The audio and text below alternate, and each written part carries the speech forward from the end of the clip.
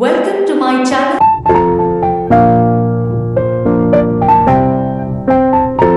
Let's get started. Every single year, something absolutely extraordinary happens in India. A god falls sick. Not for a day or two, but for 15 full days. During this time, even the most devoted followers are not allowed to see him. And here's the thing, millions of people accept this without question. They wait patiently. They trust that he will return. But why? What's the story behind this? Well, that's exactly what we're exploring today. Welcome to the Jagannath Temple of Puri, one of the most mysterious and sacred places on earth. Puri is a coastal city in Odisha, on the eastern coast of India. But it's not just any city. This place is home to one of India's most sacred temples, the Jagannath Temple. It's over 800 years old, and it's one of the 4 most important pilgrimage sites in all of India, known as the Chardham. Millions of people from around the world visit this temple every year. But they don't just come to pray. They come to witness something that defies logic. Something that has been happening for centuries. And that's what makes this place so special. The temple we see today was built over 800 years ago. In the year 1174, to be exact. A king named Anantavarman Chodaganga Deva ordered its construction. But the worship of Lord Jagannath is much older than that. The legends say it goes back thousands of years. Inside the temple, there are 3 main idols.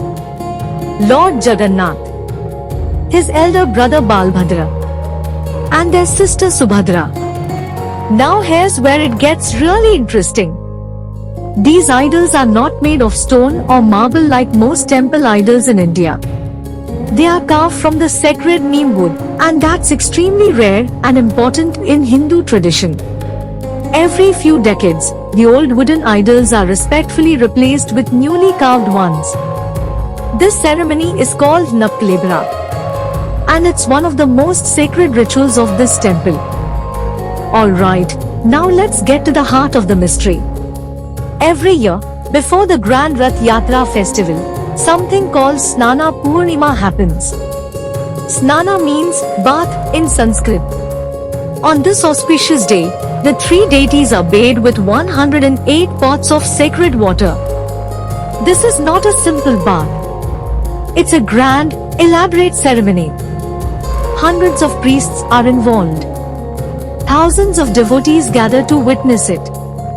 The water is collected from sacred sources. The pots are decorated with flowers and sandalwood. It's absolutely magnificent. But here's the twist. According to the temple's ancient tradition, this grand bath causes the deities to become unwell. They develop what the priests call ansara. Ansara means illness in Oriya. After the ceremony, the idols are moved to a special room called the Ansara Ghar. This room is kept locked. No one is allowed inside. Not even the high priests can enter without permission. For about 15 days, devotees cannot have their regular darshan, their viewing of the Lord. The temple doors remain closed to the public. During this time, the deities are believed to rest and recover. The priests perform special rituals and provide traditional herbal care. It's a period of deep spiritual silence. And then, after 15 days, something magical happens. The doors open, and Lord Jagannath appears again. Devotees wait for this moment all year. Many people cry with joy when they finally see the idol after the 15-day absence. And just a few days after, comes the most spectacular festival of the year, Rath Yatra. Now comes the most anticipated moment. Rath Yatra, the chariot festival. This is not just any festival. It's one of the largest religious gatherings on earth. Millions of people come to Puri for this. After emerging from their rest, The three deities are placed on three enormous wooden chariots. These chariots are not small. Each one is about 45 feet tall. That's as tall as a 4-story building. And they weigh several tons. The chariots are decorated with colorful fabrics, flowers, and intricate carvings. They look absolutely stunning. Now here's where it gets really special. The deities travel from the main temple to another temple called the Gundicha temple. According to tradition, this represents the Lord visiting his aunt's house. It's like a family visit. But the way they travel is what makes it magical. The chariots are pulled by ropes, not by horses or machines, by people.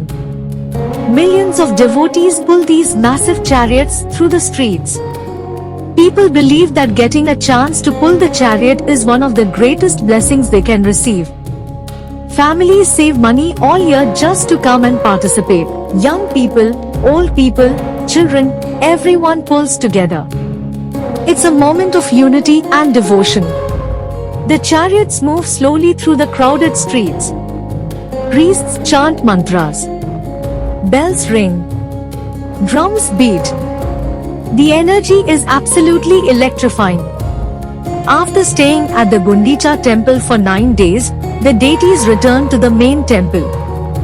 This return journey is called Bahuda Yatra.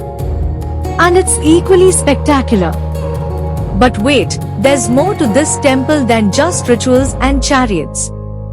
The Jagannath temple is also home to one of the world's largest temple kitchens. This is not a small place where a few cooks prepare food. This is massive. Hundreds of cooks work here every single day. They prepare meals for thousands of people. And here's the amazing part, almost zero food goes to waste. The kitchen follows recipes and cooking methods that have been preserved for over 1000 years. Everything is cooked in traditional earthen pots, over wood-fired stoves. The pots are stacked in a very specific way. The bottom pots are heated first, then the next layer, then the next. And somehow, miraculously, the food on the top pot, the one farthest from the fire, cooks just as well as the bottom pots. Even modern chefs are baffled by this. Some call it a miracle. Others say it's pure physics and ancient knowledge combined. The food prepared here is called Mahaprasad. Prasad means blessed offering. Mahaprasad is given to everyone, no matter their caste, religion, or background. In India, this is extremely rare and special. For centuries, this temple has been feeding people from all walks of life. Unity through food. That's the essence of Mahaprasad. Before we wrap up, here are some mind-bending facts about this temple. The temple has survived earthquakes, invasions, and centuries of change. Yet it still stands strong. The architecture is so precise that the main spire casts no shadow at noon on certain days. Historians still can't fully explain how the ancient builders achieved this. The temple has a unique flag system. The main flag on top of the spire changes direction every evening. But the wind around the temple is so strange that sometimes the flag moves against the wind. Local people and priests have their own explanations. Science has others. And perhaps the truth is somewhere in between. For centuries, the temple has maintained perfect cleanliness. India was struggling with sanitation. The Jagannath temple had sophisticated water management systems. Ancient wisdom, not modern engineering. Whether you believe these are miracles, symbols of faith, or the work of ancient genius, one thing is undeniable. The Jagannath temple has inspired millions of people for over 800 years. It continues to do so today. It's a place where history, spirituality, and mystery come together. Which part of this temple fascinated you the most? Tell me in the comments below. And if you want to discover more hidden stories from around the world, subscribe to this channel, because this is just the beginning. Thank you for watching. Jai Jagannath.